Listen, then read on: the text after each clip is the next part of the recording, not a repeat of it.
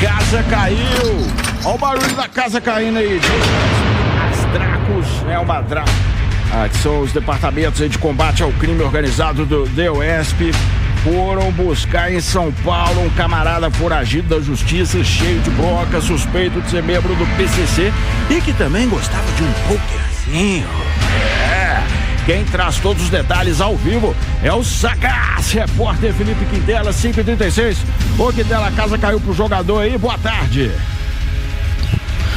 Pois é, Renato, boa tarde para você também, confirmando 5h36, a gente está falando desse assíduo jogador de pôquer, que é o Fagner Pereira Ferreira, conhecido como Chuck, de 33 anos, ele que é apontado aí pela polícia, como você disse, faccionado do primeiro comando da capital, o PCC, e também envolvido no tráfico de drogas, historicamente, no Sovaco das Cobras, na região noroeste de Belo Horizonte. Ele estava foragido da justiça há muitos anos, tinha 3 mandados de prisão em aberto no nome dele, um deles por condenação por tráfico. Ele já foi inclusive indiciado 10 vezes pela Polícia Civil por crimes relacionados ao tráfico e estava foragido, até que ele foi preso ontem por policiais civis aqui de Minas, na cidade de São Paulo, e os detalhes foram divulgados agora há pouco para a imprensa. Segundo uma investigação aí, o Chuck estava usando documento falso lá na capital paulista e era um jogador, como eu falei, frequente de pôquer, Ele, na hora que ele foi preso, falou aí para os policiais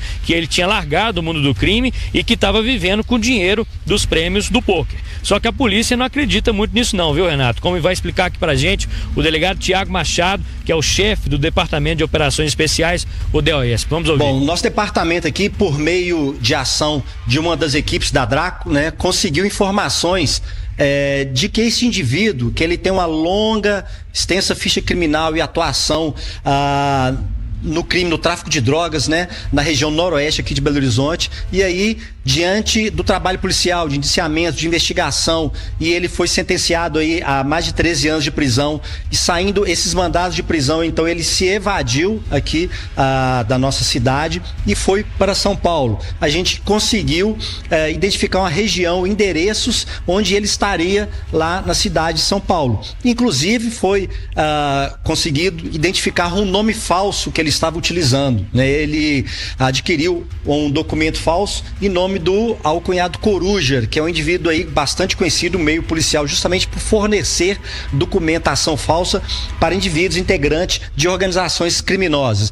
E aí então ele estava até então vivendo uma vida comum num bairro aí de classe média alta e frequentando uma casa de pôquer, e até no momento da sua prisão ele alegou que ele teria abandonado o crime e estava vivendo com o dinheiro que ele oferia no pôquer. Logo chegando ao local, já iniciou um trabalho ali de campana, de levantamento, e aí esse indivíduo foi visto em uma das ruas e entrou numa academia, quando então os policiais conseguiram, por meio de um trabalho de levantamento no local, confirmar realmente que era ele, pois ele estava utilizando esse nome falso. Aí adentraram na academia e realizaram a prisão dele. Então, qual que é o histórico dele de envolvimento com tráfico aqui em Belo Horizonte? Bom, vamos lá, e ele aí, inclusive numa investigação aqui do próprio departamento, em 2015, ele foi indiciado por ser um gerente da organização criminosa responsável pela venda de drogas no Sovaco das Cobras. Ele aí compunha, ele foi indiciado ao lado aí do traficante conhecido como Claudinei, o Claudinho Boy, e também em outras ações, outros crimes perpetrados por ele, ele, juntamente com outros 3 indivíduos, ele tentou resgatar 2 adolescentes de uma unidade do sistema socioeducativo em Ribeirão das Neves, isso pelo ano de 2014, momento que esse grupo aí foi surpreendido, até com arma de fogo. Então, é um indivíduo aí que tem uma extensa ficha criminal por crime de tráfico de drogas, esse crime tentativa desse resgate aí em uma unidade prisional, tentativas de homicídio, e a partir de agora a gente vai tentar identificar as conexões dele dentro da organização criminosa aí que tem uma predominância do estado de São Paulo. Quintela, o cara é pesado, hein? O cara é pesadão. A região do Sovaco das Cobras aí, historicamente, tinha ali o Pezão e o Quen naquela região ali, que foram notórios membros aí do PCC.